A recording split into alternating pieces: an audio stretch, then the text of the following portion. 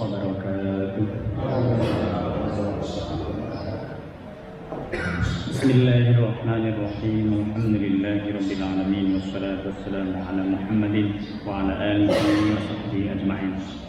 Subhana la ilma lana illa ma 'allamtana innaka antal alimul hakim. Yang sama-sama kita muliakan Ketua Pembangunan Masjid Hidayah, para pengurus PKM, Ketua MP dan para pengurus Majelis Taklim, Bapak-bapak, Ibu-ibu, hadirin dan hadirat sekalian, baik yang datang dari masjid sekitar Hidayah maupun yang datang dari luar Citra Indah. Semoga Allah Subhanahu wa taala menjadikan kehadiran kita pada kesempatan hari ini memberikan keberkahan, kemudahan dalam semua urusan kita.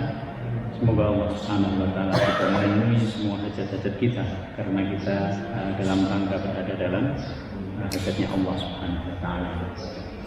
Pagi ini insya Allah kita akan membahas mengenai surah An-Nisa ayat 71. Surah An-Nisa ayat 71.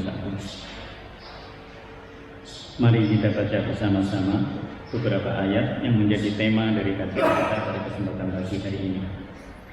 A'udzu billahi minasy syaithanir rajim. Bismillahirrahmanirrahim. Ya ayyuhalladzina amanu khudhu hizrakum fanfiru subatin aw infiru jami'an wa inna minkum laman la yubaddi'an fa in asabatkum musibatun qala qad an'ama Allahu 'alayya idh lam akum ma'hum shahida wa la in asabakum fadlun min Allahi la yaqulanna ka'an lam takum bainakum wa bainahu mawaddatun ya laitani kuntu ma'ahum fa'afuza fawzan 'azima. فليقاتل في سبيل الله الذين يشرون الحياة الدنيا بالآخرة ومن يقاتل في سبيل الله فيقتل أو يغلب فسوف نؤتيه أجرا عظيما. وما كان لكم لا تقاتلون في سبيل الله والمستضعفين من الرجال والنساء والولدان الذين يقولون ربنا أخرجنا من هذه القرية الظالم أهلها واجعل لنا من لدنك وليا واجعل لنا من لدنك نصيرا. الذين آمنوا يقاتلون في سبيل الله والذين كفروا يقاتلون في سبيل الطاغوت فقاتلوا أولياء الشيطان إن كيد الشيطان كان ضعيفا. ألم تر إلى الذين قيل لهم كفوا أيديكم وأقيموا الصلاة وآتوا الزكاة ولما كتب عليهم القتال إذا فريق منهم يخشون الناس كخشية الله أو أشد خشية وقالوا ربنا لما كتبنا علينا القتال لولا أخرتنا إلى أجل قريب قل متاع الدنيا قليل والآخرة خير لمن اتقى ولا تظلمون فتيلا. أينما تكونوا يدرككم الموت ولو كنتم في بروج مشيدة واحدة وإن تصبهم حسنة يقولوا هذه من عند الله وإن تصبهم سيئة يقولوا هذه من عندك قل كل من عند الله فما لهؤلاء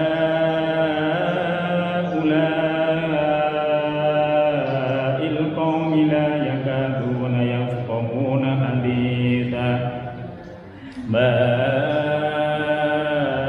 أصابك من حسنة فمن الله وما أصابك من سيئة فمن نفسك وأرسلنا للناس رسولا وكفى بالله شهيدا صدق الله العظيم. Bismillahirrahmanirrahim. Ya ayyuhalladzina amanu, wahai orang-orang yang beriman. Ayat ini dimulai lagi Bapak Ibu dengan kalimat panggilan sayangnya Allah. Ya ayyuhalladzina amanu, wahai orang-orang yang beriman. Jadi sekaligus ayat ini mengingatkan kita untuk memanggil orang yang kita cintai itu boleh menggunakan panggilan sayangnya. Dan panggilan sayang yang terbaik itu adalah yang menggunakan kata kerja. Wahai orang-orang yang beriman, karena iman setiap manusia itu bisa naik, bisa turun.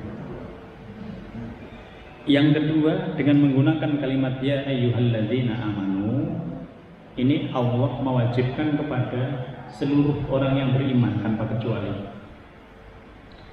Yang penting mereka sudah baligh, sudah mukallaf, sudah berhak untuk menerima perintah-perintahnya Allah Subhanahu wa taala, maka mereka semua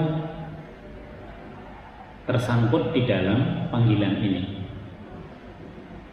Yang ketiga, setelah ada ya ayyuhalladzina amanu, pasti ada perintah. Jadi hidup di dunia ini tidak keluar dari dua hal. Perintahnya Allah atau kita disuruh menjauhi larangannya, hanya itu. Jadi hidup di dunia itu hanya menjalankan dua hal. Mana yang diperintahkan oleh Allah yang harus kita laksanakan, mana yang dilarang yang harus kita hindari. Perintahnya berbunyi khuzu khizrakum. Khuzu khizrakum ini ambillah bagianmu, bersiagalah, bersiap-siaplah. Ada dalam ayat Al-Quran, khuz min amwalihim shadaqatan, ambillah dari harta orang-orang yang kaya sebagai zakat mereka. Jadi kalimat khuzu khizrakum ini artinya bersiap-siaplah.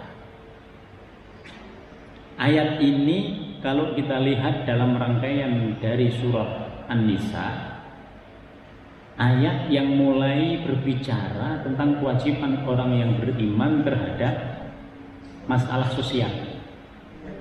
Kemarin masalahnya semuanya masalah keluarga. Bagaimana kalau dalam keluarga ada anak yatim dari keluarga besar? Bagaimana kalau ada orang miskin? Bagaimana kalau ada warisan? Bagaimana hukum menikah? Termasuk menikah yang dengan yang non muslim, dengan yang musyrik, disebut semuanya. Nah sekarang ternyata dalam kehidupan keluarga kita itu selain ada kewajiban pribadi, ada kewajiban sosial. Kewajiban sosialnya itu antara lain ini, khuzu khizrakum, bersiagalah kalian semua. Untuk apa? Fangfiru subatin awingfiru jami'ah. Bersiap-siaplah maju ke medan perang.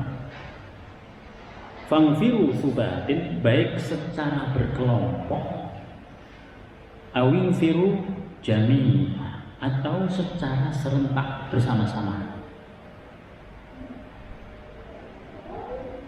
Jadi perang itu termasuk salah satu nanti yang diwajibkan oleh Allah secara sosial. Kenapa ada perang? Perang itu adalah solusi untuk menolak sesuatu yang lebih besar bahayanya. Tidak semua orang itu suka perang, dan kita suka damai. Itu keumuman dari setiap orang. Tetapi kalau satu ketika ada kondisi yang mewajibkan kaum muslimin untuk maju perang, kita nggak boleh menolaknya. Ini perintahnya Allah. Jadi ternyata kewajiban hidup kita itu bukan hanya pribadi, bukan hanya di rumah, bukan hanya membina keluarga, tapi juga lihatlah masyarakat di sekitar kita. Lihatlah nanti amar ma'ruf nahi mungkar itu apa bisa berjalan. Salah satunya adalah bersiap siagalah untuk perang. Maka Imam Al-Marawi mengatakan di dalam tafsirnya, ayat ini memerintahkan kepada kita untuk mengetahui kondisi musuh. Musuh kita siapa? Ada orang hidup tidak merasa punya musuh sama sekali, nggak ngerasa. Padahal dalam Al-Quran jelas, musuh kita yang nyata itu siapa? Syaitan yang pertama. Inna syaitana lakum aduwwum mubin. Ada orang yang ngerasa nggak punya musuh, dia mengatakan dari dulu kok setan disalah-salahin gitu. Memang dari dulu dia yang memulai mengoper peperangan itu. Dari sejak pertama kali diciptakan manusia, setan itu sudah berada pada posisi itu. Maka Allah mengingatkan dalam Al-Quran, Inna syaitana lakum aduwwum mubin. Syaitan itu musuh yang nyata, nggak kelihatan oleh kita karena dia makhluk dengan perwujudan yang berbeda dengan manusia. Tapi dia itu selalu mengajak kepada keburukan. Pokoknya yang terlintas, yang terpikir, apa yang dalam hati kita dan pikiran kita, yang buruk-buruk itu semuanya berasal dari was-wasnya setan, dari hasutan setan. Yang kedua, dalam Al-Quran dikatakan innal kafirina lakum aduwwum mubin. Dalam bentuk yang nyata, orang yang ingkar kepada Allah Subhanahu wa Ta'ala itu adalah musuh yang nyata. Jadi orang-orang yang ingkar kepada Allah Subhanahu wa Ta'ala itu musuh yang nyata bagi orang-orang yang berada di jalan Allah Subhanahu wa Ta'ala. Maka di sini kita disuruh siap siaga. Dilihat dalam sejarah perang yang terjadi antara orang mukmin dengan yang non mukmin itu, jelas banget di situ. Siapa yang berada fi sabilillah, siapa yang berada fi sabilit taghut. Jelas banget. Oleh sebab itu masing-masing itu punya sponsor. Lalu disebutkan dalam ayat ini kelanjutannya, wa inna minkum laman la yubatti'anna. Ketika kewajiban perang itu nanti akan terjadi, pasti ada di antara kalian orang yang melambat-lambatkan. Kalau diajak perang, dia punya banyak alasan. Kalau diajak perang, semua sudah siap, nanti dia datang belakangan. Dari situ Allah menegaskan ini karena nyata dalam setiap generasi pasti ada kelompok ini. Nah sekarang jangan jauh-jauh ya, jangankan perang gitu. Kita ajak ke masjid, apakah semua warga yang muslim itu mau? Enggak, saya enggak berurusan kok dengan masjid. Kenapa saya diajak-ajak gitu? Jadi orang-orang yang seperti ini adalah orang-orang yang tidak paham bahwa hidup itu bukan hanya urusan rumah. Lalu kemudian nyaman di rumah. Bukan hanya itu, hidup ini bukan hanya urusan pribadi dan keluarga. Tapi kalau orang Islam itu hidup, ada masalah pribadi, ada masalah sosial. Oleh karena itu dalam kehidupan kita sebenarnya Allah itu sudah ngatur berdasarkan umur kita. Ngaturnya bagaimana? Kalau kita baru memulai kehidupan, punya anak-anak kecil, kita habis waktu kita itu untuk anak-anak. Tapi begitu anak-anak sudah selesai SMA, disitulah sebenarnya Allah memberi kesempatan kepada kita seluas-luasnya untuk berkiprah di sosial. Maka jangankan diajak perang, diajak ke masjid aja orang ogah. Bagaimana kalau perang? Mau nggak mereka? Akan terbirit-birit mereka, akan terkencing-kencing mereka kalau disuruh perang.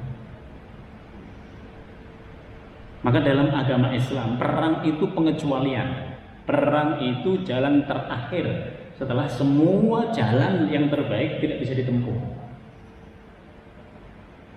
Maka kalau ada orang mukmin yang tidak berani untuk menghadapi peperangan, itu disebut oleh Imam Al-Marawi dhaiful iman. Inilah orang-orang yang lemah imannya. Diajak perang dalam rangka untuk amar ma'ruf nahi mungkar, dia nggak mau. Bagaimana kalau dalam keadaan damai, diajak ke masjid aja nggak mau. Maka mereka yang menikmati kehidupan keluarga di rumah itu akan sulit nanti ketika sudah berada di akhirat. Karena mereka lebih nyaman di rumah, apa-apa dijadikan rumah itu sebagai tempat yang paling nyaman di dunia dibandingkan nanti dia berperan dalam kehidupan sosial. Nyaman di rumah bagus, apa-apa pokoknya kalau sudah rumah itu membuat kita ketenangan bagus. Tapi kalau di samping kita, di klaster kita ada masjid, kita tidak peduli dengan masjid itu, berarti sama dengan kita tidak mau, tidak peduli dengan rumahnya Allah Subhanahu wa Ta'ala. Maka kalau ada orang diajak kebaikan, kita ajak tawari begini-begini, kan ada yang ngomong, saya kan nggak berurusan dengan masjid, saya nggak pernah ada jamaah masjid di sini, gitu. Tapi karena ini adalah amar ma'ruf, ya kita lanjut aja. Kalau nggak mau silahkan, mau silahkan. Tapi kewajiban kita sebagai amar ma'ruf tetap jalan. Nah, maka pada ayat ini selalu ada, kalau perang itu mau dilaksanakan, orang yang lelet, bahasa sekarang. Orang yang lelet ini bukan karena apa-apa, karena lemahnya iman, karena dia takut kalau perang, kalau mati gimana? Nah di situ. Kalau perang, anak-anak saya bagaimana? Kalau perang, istri saya gimana? Di situ. Maka di sini disebut dengan jelas oleh Allah Subhanahu wa Ta'ala, wa inna minkum lamal la yubati'anna. Banyak orang yang mencari ilmu itu harus meninggalkan kenyamanan di rumah. Banyak orang yang di majelis zikir itu meninggalkan kenyamanan di rumah. Di rumah nyaman, tapi ada waktunya. Gitu. Kalau orang yang di satu tempat di dalam klaster itu tidak hadir, coba bayangkan. Tidak ada semangat keislaman dalam hati mereka. Kalau diajak berjuang, mau nggak mereka? Enggak, hidupnya hanya di rumah dan di tempat kerja. Tidak ada sama sekali untuk yang sosial, terutama yang berada di jalan Allah Subhanahu wa Ta'ala. Ini sayang sekali. Karena hidup di dunia ini bukan untuk menikmati dunia. Hidup di dunia ini kita harus berperan. Di rumah sebagai peran pribadi, kemudian di luar sebagai peran sosial. Maka kalau ada masjid yang orang-orang warga yang di situ tidak peduli, itu semua yang tidak peduli itu berdosa. Kalau ada masjid, orang-orang yang ada di situ tidak pernah memikirkan apa yang menjadi kemajuan dan dibutuhkan oleh masjid, semua orang yang tidak peduli itu dosa. karena mereka tidak punya sisi sosial yang dilaksanakan dalam kehidupan mereka sebagai orang mukmin. Maka disebut dalam Al-Qur'an, wa inna minkum layubati'anna, akan ada orang yang lelet kalau kita ajak apa-apa. Orang yang seperti ini, fa in asabatkum musibatun, kalau sekelompok orang yang ada di situ kena musibah yang buruk, misalnya dalam perang tadi ternyata kalah.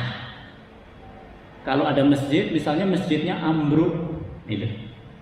Apa yang akan terjadi? Qala, mereka akan berkata, qad an'amallahu alayya idz lam akun ma'ahum syahida. Untung saya nggak ikut-ikut. Ada nggak orang yang begitu? Banyak. Kalau perang itu sudah terjadi, kemudian kaum muslimin kalah, dia akan mengatakan, no, bener kan? Bener saya nggak ikut perang. Kalau ada masjid yang ambruk, dia mengatakan, no, lihat kan, saya nggak ikut-ikut dulu bangun, makanya ambruk masjidnya. Ini generasi umdu, generasi hanya bisa ngomong doang. Banyak ini di sebuah masyarakat, di sebuah komunitas selalu ada yang begini.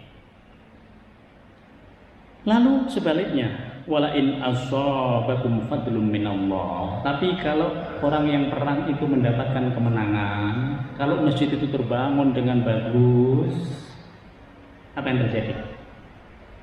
La yaqulanna ka'allam takun bainakum wa bainahum mawaddah. Seakan-akan orang ini nggak punya hubungan baik dengan kita. Seakan-akan kita nggak pernah menjalin hubungan kasih sayang dengan orang-orang seperti ini.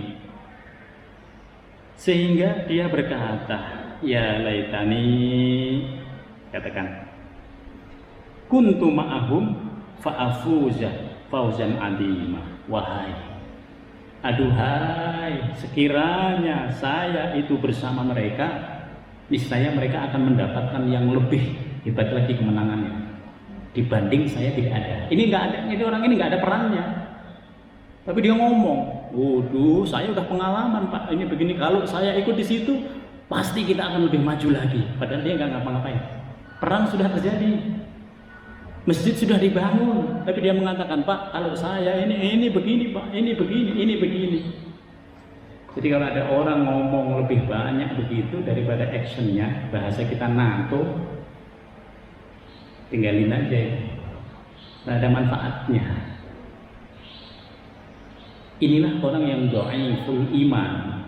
Kalau orang mukmin mendapatkan keburukan, dia ngerasa di situ beruntung.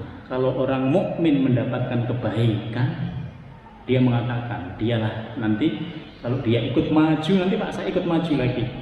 Lihat nanti kalau saya ikut maju, kita akan mendapatkan kemenangan yang lebih dari sekarang. Ini generasi umdo tadi, ngomong doang, ngomongnya hebat, tapi ketika kita membutuhkan sesuatu selalu tidak ada orang itu. Orangnya nggak ada, ketika kita membutuhkan itu nggak ada. Tapi kalau kita yang lain-lain, hebat dia, idenya luar biasa, tetapi pelaksanaannya tidak ada. Lalu Allah Subhanahu wa ta'ala mengatakan, falyuqatil fi sabilillah, wahai orang-orang yang beriman, majulah perang di jalan Allah. Berperanlah di sosial masyarakat yang ada di tempat kita. Kalau ada masjid, datangin, kita ramaikan aja masjidnya. Terserah orang lain mau seperti apa, tapi masing-masing kita punya kepedulian sosial. Nggak peduli lah orang nggak ikut segala macamnya, itu urusan dia. Kalau misalnya orang-orang mukmin yang ada di situ sudah tidak bisa diberi nasihat yang baik. Kalau orang-orang mukmin di situ sudah tidak peduli dengan masjid, tidak peduli dengan masalah sosial, udahlah, kita aja yang bisa, sebisanya tentu. Maka Allah mengatakan, falyuqatil fi sabilillah, wahai orang-orang yang beriman, majulah perang di jalan Allah. Ramaikanlah masjid, ngeramein masjid dalam keadaan damai aja nggak mau. Bagaimana kalau perang? Terkencing-kencing kalau perang. Maka pada ayat ini fal yuqatil fi sabilillah. Majulah ke medan perang. Siapa mereka? Alladzina yashrunal hayatad dunya, yaitu orang-orang yang mau menjual kehidupan dunianya ini bil akhirah, dengan akhirat. Kita harus menjual bagian dari kehidupan kita ini untuk akhirat. Bagaimana caranya? Kita punya tenaga, sebagian dari tenaga kita itu harus ada yang kita ikhlaskan di jalan Allah. Kita punya pikiran, sebagian dari pikiran kita itu harus untuk mikirin masjid, harus untuk mikirin, kalaupun itu nggak ada masjid, adanya cuma RT, pikirin RT. Pikirin hal-hal yang sosial di luar rumah. Karena setiap orang mukmin punya kewajiban untuk peduli terhadap keadaan sosial yang ada di sekitarnya. Kalau orang mau seperti itu, termasuk harta kita. Letakkan harta kita itu sebagian kecilnya di jalan Allah, karena dengan itu kita membeli akhirat itu dengan dunia yang kita miliki. Itu hanya bisa kita lakukan di dunia. Kalau kita sudah mati, nggak bisa kita mau nunggu anak-anak kita yang mensedekahkan sesuatu untuk kita. Iya, kalau anaknya ngerti, coba. Iya, kalau anaknya bisa diharap sesuai dengan harapan kita. Kalau tidak bisa kita. Jangankan kita mengharapkan anak, yang sudah kita lakukan seberapapun itu nanti banyak yang masih kita sesali. Karena ternyata yang kita lakukan itu belum maksimal. Kita kan selalu ngitung ini segala macamnya, memang harus dihitung gitu. Tapi ada saatnya itu kita memang harus di luar perhitungan. Ada saatnya yang seperti itu. Maka boleh menghitung, tapi ada saatnya kita memang harus di luar perhitungan kita. Kenapa Allah menyuruh kita tetap maju perang? Allah memberikan alasan, wa may yuqatil fi sabilillah, barang siapa yang maju di medan perang, fayuqtal, lalu dia terbunuh. Kalau udah perang kan pilihannya terbunuh atau masih hidup, masih hidup gitu. Pilihannya hanya itu, tidak ada pilihan yang lain. Orang yang maju perang ini fal yuqatil, majulah perang. Jika engkau maju perang, fayuqtal, lalu engkau terbunuh. Atau engkau tidak terbunuh, engkau mendapatkan kemenangan dalam perang itu. Apa yang terjadi? Fasaufa nu'tihi ajran 'azim. Niscaya Allah akan memberikan kepada kita pahala yang agung. Allah menggunakan azim. Azim ini tidak terkirakan. Maka orang yang sudah maju di jalan Allah, di peperangan di jalan Allah, menang ataupun kalah, dia itu mendapatkan pahala yang agung. Apalagi dia terbunuh. Kalau dia terbunuh, orang itu memang sudah menjual jiwanya kepada Allah. Ini hanya terjadi buat yang beragama Islam. Yang berani begitu hanya betul-betul orang yang beragama Islam. Karena agama yang hak itu memberikan janji seperti ini. Oleh sebab itu kalau kita berjuang di jalan Allah, karena tidak ada perang, kalau nggak ada perang jangan dicari-cari gitu. Ini nggak ada perang, pengen ke Ukraina, ya kan? Pakai senjata celurit ke Ukrainanya, gitu. Kira-kira gimana? Dapat syahid? Sangit kita di sana, dari situ. Maka pada ayat ini jelas banget, kalau perang itu tidak ada, kita dalam keadaan damai, sisi sosialnya adalah meramaikan masjid, meramaikan sisi sosial yang ada di situ. Kalau kita diwafatkan sudah menjadi bagian dari orang-orang masjid, maka kita mengharap DKM yang ada di kita di Masjid Bidiliyah itu terus ada di situ. Kalau kita diwafatkan oleh Allah dalam keadaan apapun kita memikirkan masjid, apa yang terjadi? Kita bukan syahid, tapi kita berharap terhitung sebagai syahid. Terhitung aja udah untung, karena masuk surganya bighairi hisab. Semoga nggak dihitung lagi itu oleh malaikat keburukan-keburukan kita, karena kita telah menjual jiwa kita itu di jalan Allah Subhanahu wa Ta'ala. Ini sangat penting Bapak Ibu sekalian, sangat penting bagi kita semua untuk memperhatikan sisi sosial yang ada di sekitar kita. Salah satunya adalah masjid. Maka pada ayat ini tegas sekali. Kalau orang sudah berada di situ, dia menang ataupun dia kalah, tetaplah berada di situ. Kalau kita mundur, kita yang rugi. Dhaiful iman. Orang-orang yang mundur itu orang-orang yang lemah imannya. Mau nyari kemana lagi jalan fisabilillah? Orang di samping kita sudah ada. Mau jauh-jauh, kita malah tidak baik, karena kebaikan kita itu dimulai dari yang terdekat. Kalau di masjid itu kita tidak baik, kita nyari ke masjid lain, menunjukkan orang itu masih tidak seimbang. Maka pada ayat ini jelas sekali bahwa kita harus berada juga pada sisi sosial.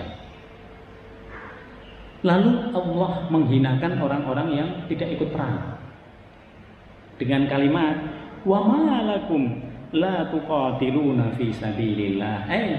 Kenapa kalian masih tidak ada dalam perjuangan di jalan Allah? Kenapa kalian menghindar dari peperangan? Wa ma lakum la tuqatilu fi sabilillah wal mustad'afin. Apakah kalian termasuk orang-orang yang dikecualikan? Siapa yang dikecualikan itu? Wal mustad'afin minar rijal wan nisa, yaitu orang-orang yang sudah lemah. Yang lemah itu apa maksudnya? Orang-orang yang lemah ini adalah orang-orang yang tidak kuat secara fisik untuk mengerjakan apa-apa, sudah tidak kuat untuk menuju dari tempat dia ke masjid, itu nggak kuat gitu. Jangan sebaliknya gitu. Kalau di masjid berat rasanya, kalau dengar omongan masjid langsung kambuh itu sakitnya gitu. Tapi begitu diajak, Pak, kita mau pergi ke mall ya Pak, kita mau pergi ke teater ya Pak, kita mau pergi ke Cici mana yang di Bandung, langsung semeringah dia, itu semangatnya muncul. Tapi begitu disebut, Pak, ayo kita ke masjid gitu, Pak, itu orang-orang masjid ngadain acara, langsung mahnya kambuh, asmaknya muncul ya, pusingnya tiba-tiba datang gitu, ini kok sakit semua ya gitu. Maka pada ayat ini Allah mengatakan, di mana engkau? Wa ma lakum la tuqatilu fi sabilillah. Di mana engkau kok tidak ada dalam perjuangan di jalan Allah? Apakah engkau termasuk orang-orang yang lemah? Katanya lemah, ya kan? Tapi ternyata masih bisa jalan itu muterin klaster, ya kan? Ke masjid kagak. Apa yang lemah? Bukan fisiknya yang lemah, imannya yang lemah. Apakah engkau termasuk orang-orang yang lemah ini? Kalau tidak, wanisa, apakah engkau perempuan? Kalau perempuan jelas, yang lagi di medan perang, perempuannya harus di rumah, karena ada anak-anak yang harus dijaga, ada dirinya yang harus dijaga, ada barang-barangnya suami yang harus dijaga di situ. Wal wildan, apakah engkau anak-anak? Itu. Oh, ternyata kita bukan orang yang lemah, kita juga bukan perempuan, kita juga bukan anak-anak. Coba. alladzina yaquluna, yang hanya bisa berdoa ketika ada kesulitan. Kalau misalnya kalau ada bahaya di rumah itu dia masih bisa loncat keluar dari rumah, berarti bukan orang lemah ini. Gitu. Kalau ada gempa ternyata dia bisa keluar dari kamarnya, bisa keluar dari rumah, ini bukan orang yang lemah. Gitu. Ini betul-betul orang yang ketika di Mekah itu dalam keadaan sulit, dia nggak bisa berbuat apa-apa kecuali berdoa kepada Allah. Yaquluna, yang mereka berdoa, Rabbana, wahai Tuhan kami, akhrijna, keluarkan kami, min hadhil qaryah, dari Mekah ini, az-zalimi ahluha, yang penduduknya itu menzolimi kita semua. Coba Bapak Ibu belum pernah tinggal di Mekah pada masa Nabi, coba mau ibadah sulit, mau kita ke tempat kawan dicurigai, mau ada apa-apa kita serba salah di situ. Bahkan kita senantiasa dalam terancam jiwa kita. Mereka hanya bisa berdoa, nih orang-orang yang lemah ini, anak-anak, kaum wanita, itu hanya bisa berdoa, ya Allah, keluarkan kami dari tempat yang zalim ini. Waj'al lana min ladunka waliyya. Coba. Ini doa. Ya Allah, waj'al lana, jadikan kepada kami min ladunka, dari sisimu perubahan. Waliyya, karena engkaulah yang bisa melindungi kami. Jadi kalau kita punya sesuatu, ini doanya. Waj'al lana min ladunka waliyya. Ya Allah, ini kayak enggak bisa ini. Kita udah nyoba gini. Maka ada orang yang berdoanya dengan dirubah ini kalimatnya, hasbunallah wa ni'mal wakil, sama. Waj'al lana min ladunka, ya Allah, ini saya hanya bisa berharap perubahan yang engkau lakukan, terserah gimana caranya. Maka ada kalimat min ladunka waliyya, waj'al lana min ladunka nasira, ya Allah, hanya engkau yang bisa menolong kami. Karena mengharap keadaan yang ada di situ tidak masuk akal. Kayak kira-kira ini bisa berapa tahun lagi berubah? Kira-kira belum bisa berubah. Maka kalau kita kesulitan itu sudah tingkatannya sudah, ya Allah, ini kemana lagi? Doanya hasbunallah wa ni'mal wakil, ni'mal maula wa ni'man nasir. Ini waj'al lana min ladunka waliyya, boleh dihafal. Waj'al lana min ladunka nasira, ya Allah, kita hanya mengharapkan perubahan yang asalnya darimu, entah bagaimana engkau menolong kami.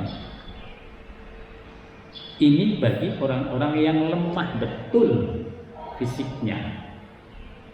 Maka Allah mempertanyakan, kalau ada orang yang kuat fisiknya tetapi dia tidak ikut berjuang di jalan Allah Subhanahu wa taala, dia bukan lemah, tapi yang lemah adalah imannya.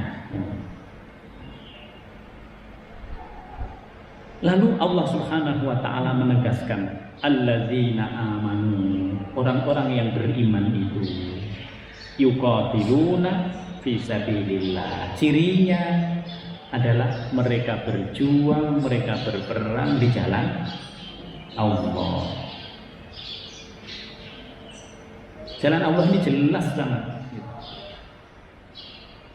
karena agama Allah juga jelas.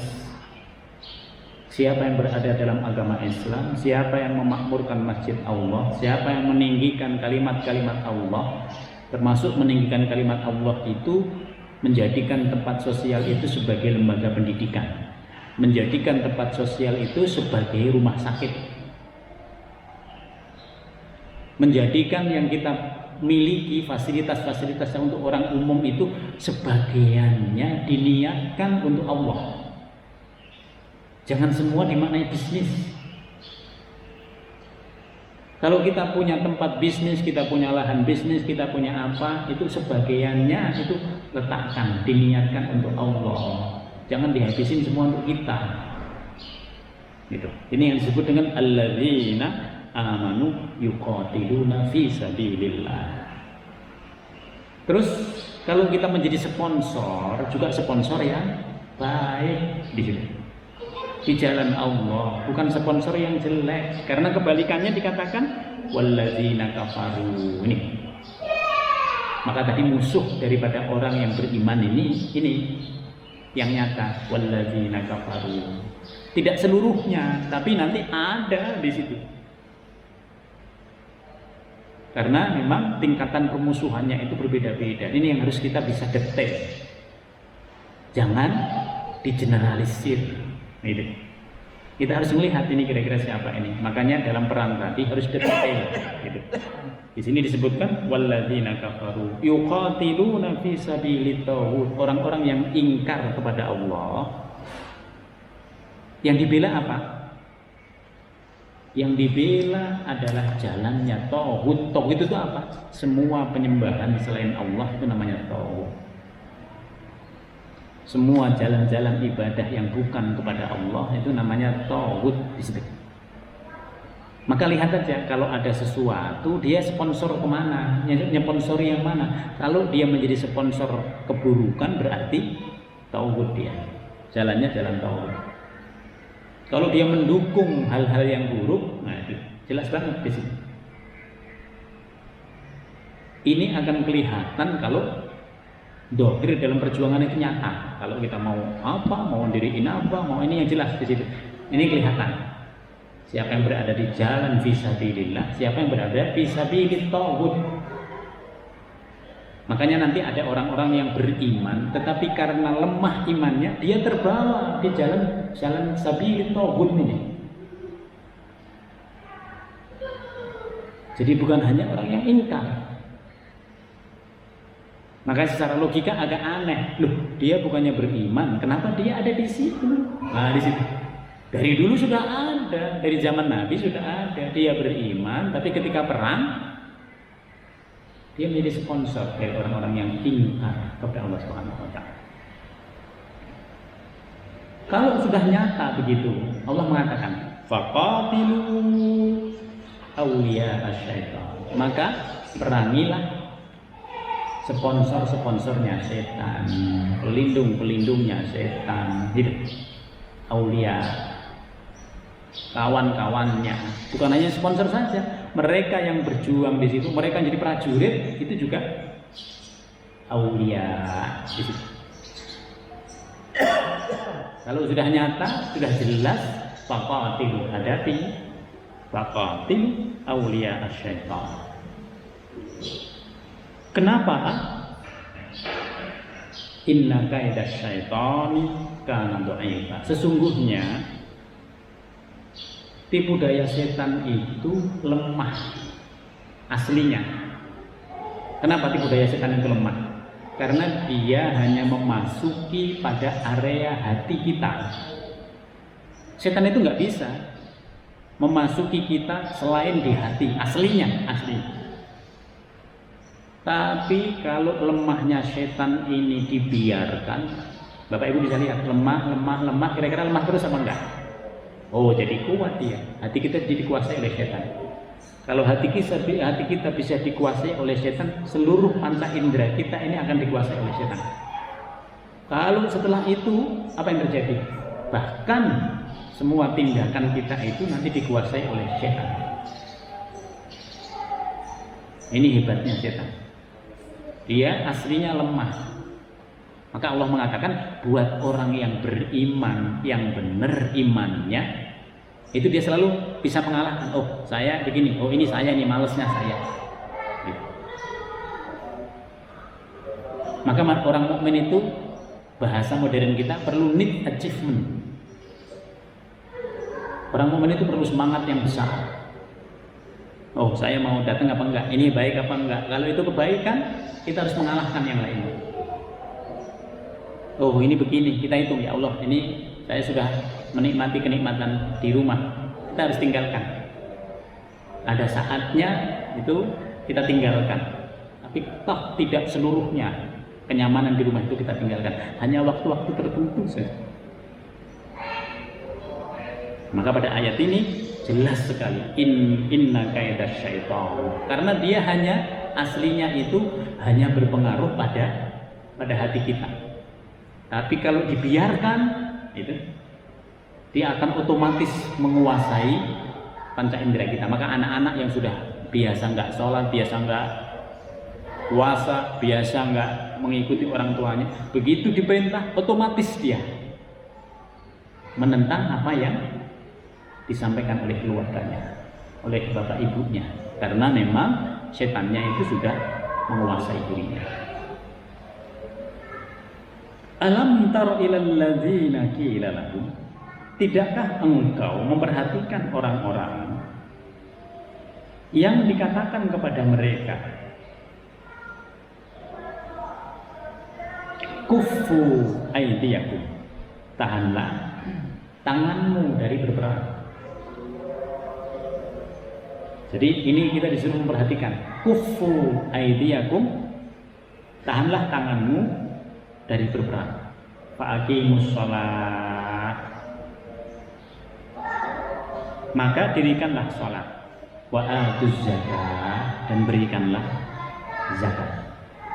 Falamma kutiba alaihimul qital, ketika mereka diwajibkan berperang, idza fariqum minhum yahshawnan nasa ka khasyatillah. Jadi ada orang yang oleh kita tampaknya baik-baik saja. Tampaknya baik-baik saja ya. Nah, dia juga bersama kita, dia menjalankan sholat ini. Tapi nanti dalam keadaan menjalankan taklif yang lebih berat dari sholat seperti perang, nanti dia akan takut setakut-takutnya, melebihi takutnya kepada Allah. Jadi ada orang yang dalam keadaan damai, dalam keadaan aman, dia baik-baik saja gitu. Tapi begitu kita sudah ajak kepada sesuatu yang mengandung resiko, dia akan mengatakan, ntar dulu ya Pak, saya nggak ikut ya. Nah gitu. Saya mau di area yang aman aja. Saya mau sholat, saya mau zakat, saya mau puasa.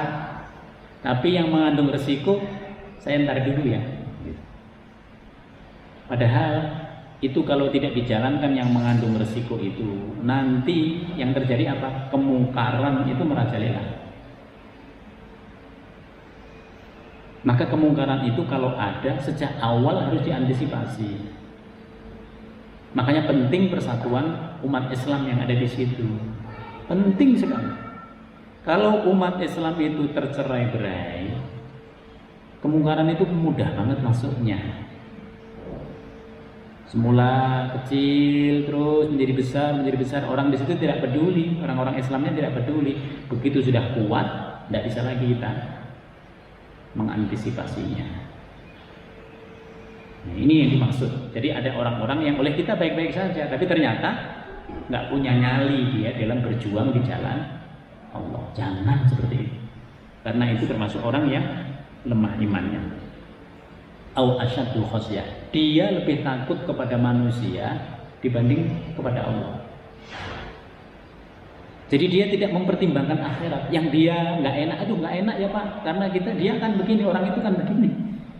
Ini urusannya bukan urusan muamalah biasa, tapi ini urusan amar ma'ruf nahi mungkar. Jadi kalau udah amar ma'ruf nahi mungkar, udah kita yang kita perjuangkan itu prinsip, gitu. Bukan lagi yang lain-lainnya. Maka ada orang-orang yang Pak ini begini ya Pak, ini begini, alasannya bermacam-macam. Ujung-ujungnya dia sebenarnya nggak punya nyali untuk berjuang di jalan Allah Subhanahu wa Ta'ala. Maka beruntung kalau Allah itu memberi kekuatan iman kita.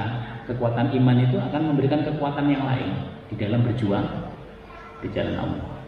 Itu sudah pasti. Tapi kalau orang itu tidak biasa berjuang di jalan Allah, dia akan timbang, dia selalu menimbang. Ini resikonya apa? Kalau resikonya ternyata ada sisi buruknya, dia akan berlepas dari itu.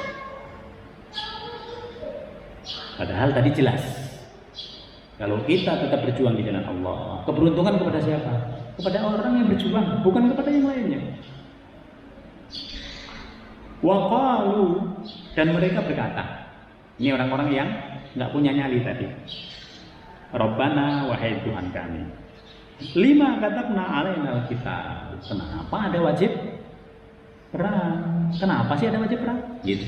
Kenapa ada wajib militer? Kenapa sih persoalan itu terjadi pada saat saya ada? Gitu. Dulu kayaknya saya di tempat lain nggak seperti ini. Kenapa di sini ada begini? Gitu.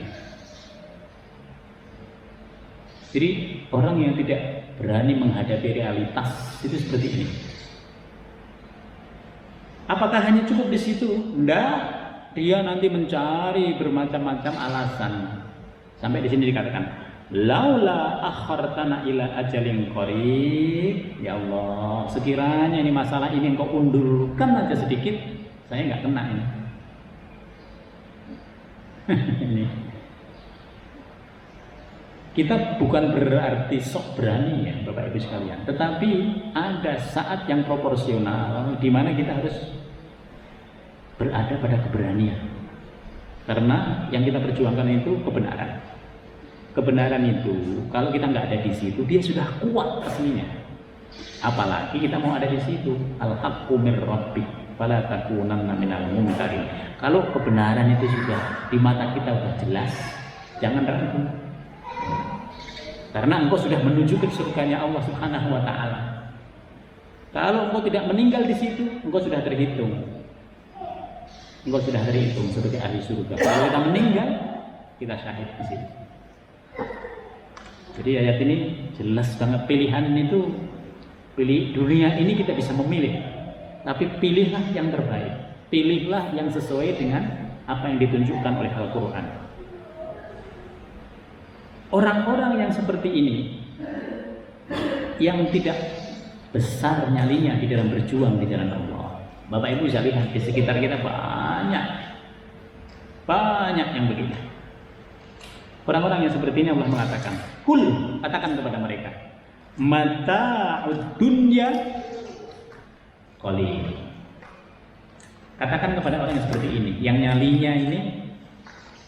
nyalinya tidak kuat, bahwa kenikmatan dunia yang engkau nikmati itu sangat sedikit, tidak ada bandingannya dengan akhirat. Engkau hidup di akhirat, di surga itu sehari, dengan kenikmatan yang ada di dunia masih lebih banyak kenikmatan di akhirat. Akhirat itu tidak berbanding. Kehidupan di surga itu tidak berbanding.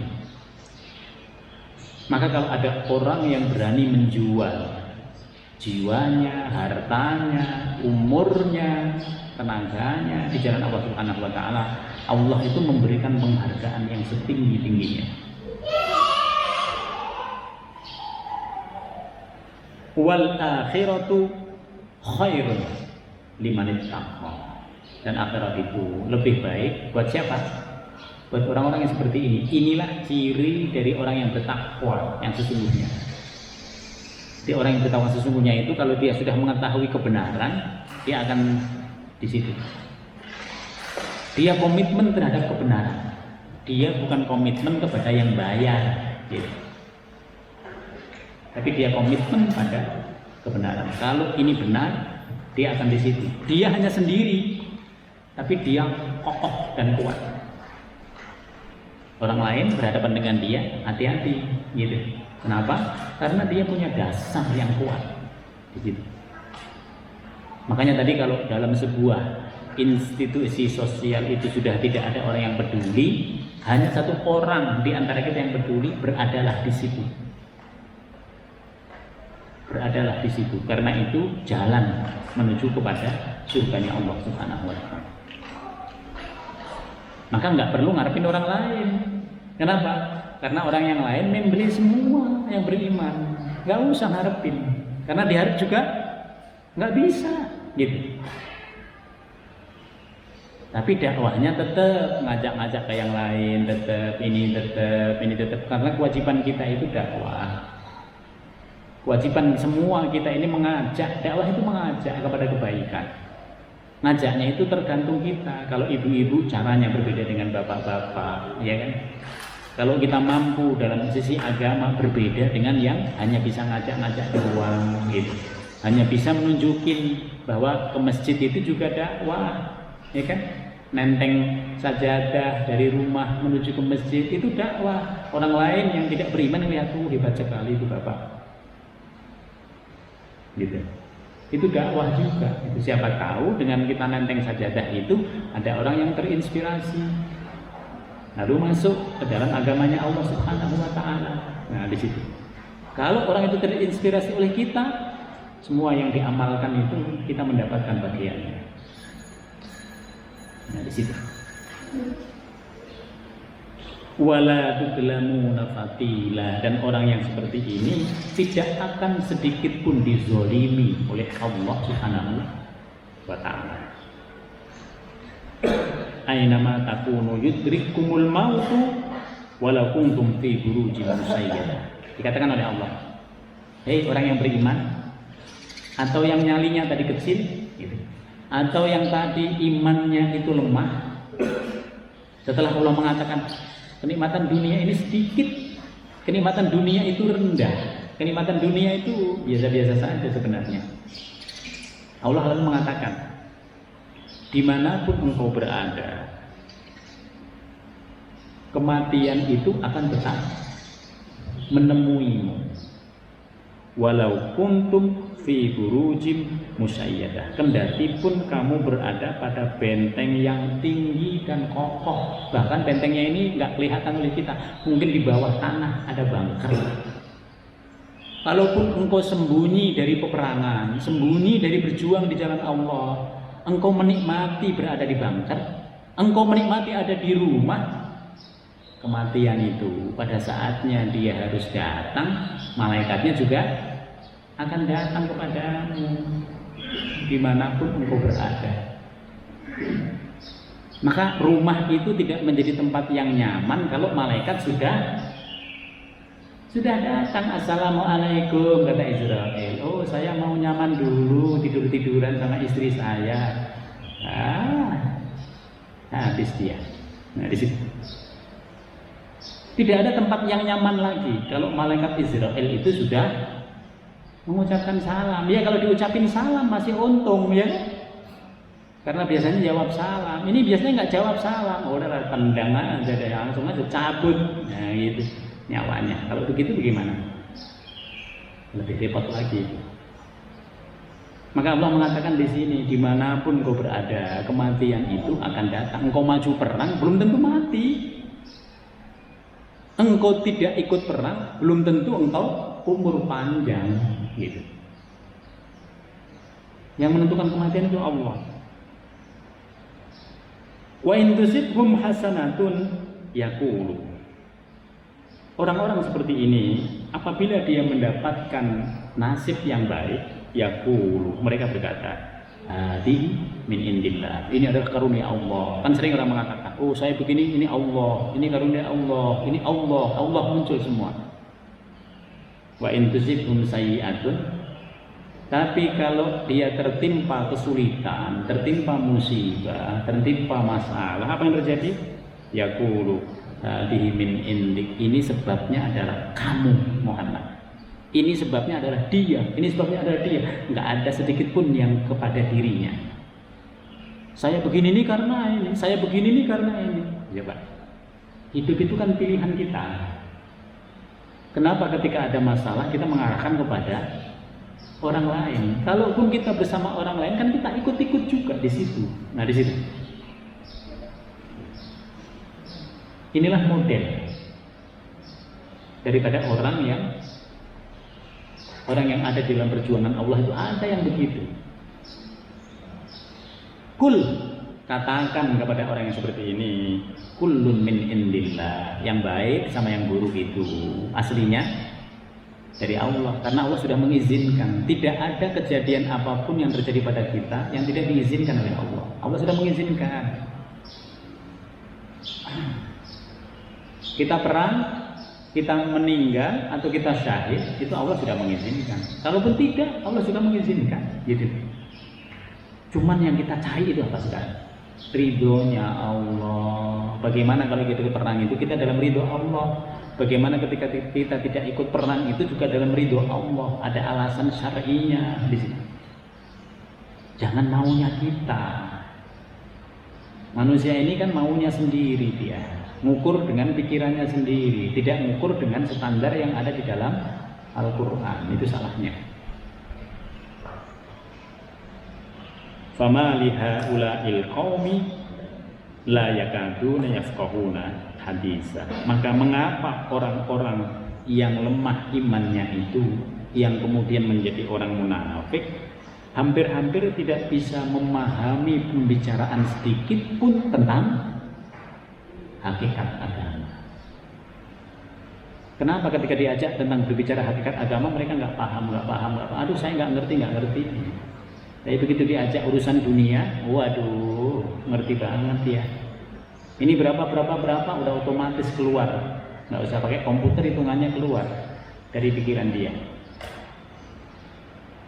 Ma asabaka min hasanatin fa min Allah. Allah akan mengatakan, kalau ada yang baik yang mengenai kita, semua itu berasal dari Allah.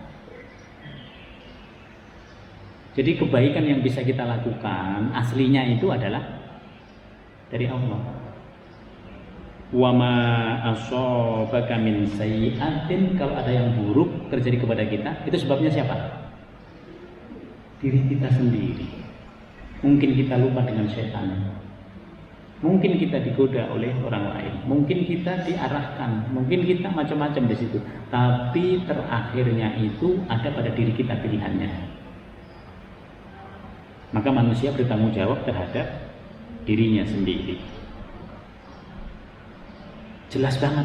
Pokoknya kalau ada yang buruk-buruk itu aslinya dari manusia. Karena Allah hanya memberikan yang baik-baik. Itu aslinya. Kenapa kita jadi begini-begini? Karena kita pengen begini. Dari mana mulainya? Dari syahwat kita, dari keinginan kita.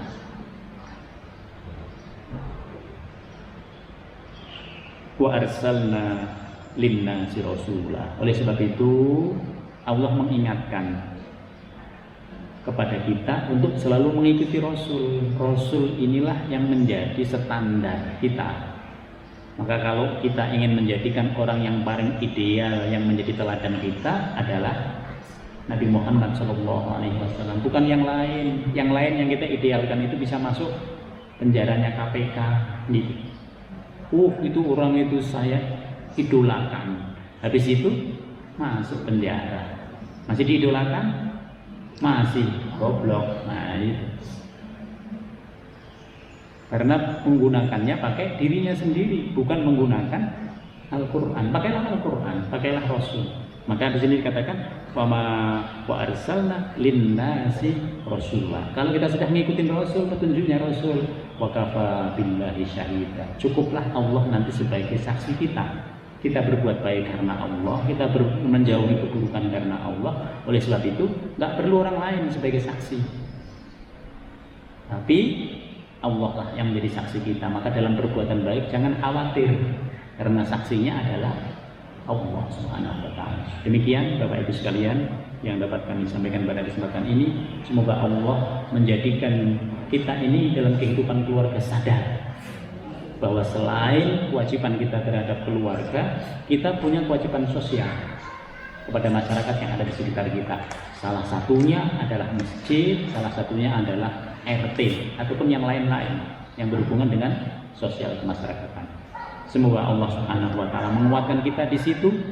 Ada waktunya ya, yang masih anak-anaknya kecil ya urusin dulu anak-anaknya gitu. Jangan urusin yang sosial dulu, sosial sekedarnya. Tapi kalau anaknya sudah mulai besar, sudah lewat SMA, nah, orang tuanya harus banyak di sisi sosialnya. Allah sudah ngatur. Tinggal kita semua bisa menggunakan amanah itu kepada Allah Subhanahu wa Ta'ala. Demikian kurang lebihnya kami mohon maaf. Mari kita tutup dengan bacaan doa. Bismillahirrahmanirrahim. Alhamdulillahirabbil alamin.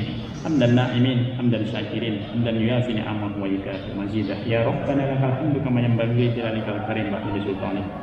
Allahumma barik lana fi majlisina hadza wa barik lana fi usratina wa barik lana fi dzurriyyatina wa barik lana fi amwalina wa barik lana fi ilmina rabbana innaka afuwwun karim tuhibbul afwa fa'fu anna. Allahumma ij'al jam'ana hadza jam'an mubarakan marhuma wa tafarraqana min ba'dihi tafarruqan ihsanan wa ma'suma. Subhanaka Allahumma bihamdika nasyhadu an la ilaha illa anta nastaghfiruka wa natubu ilaik. Subhana rabbika rabbil izzati amma yasifun wa salamun alal mursalin walhamdulillahi rabbil alamin. Demikian, jika ada kurang dan khilafnya kami mohon maaf. Assalamualaikum warahmatullahi wabarakatuh.